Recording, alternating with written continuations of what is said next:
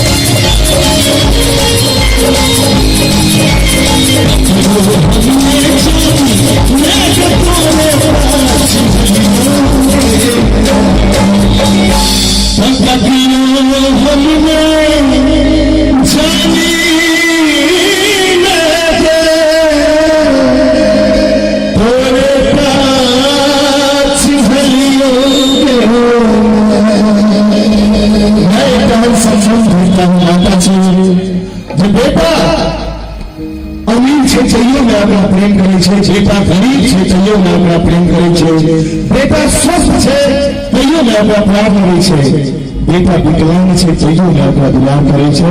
तो मां के बात कर रहल छी, कार्यक्रम शुरुआती दौर में छे। तो जिनका अपना मां से प्रेम हुआ बुझा, जो सिंगर किस नीक बात कर रहल छे, ताली से सहयोग दे।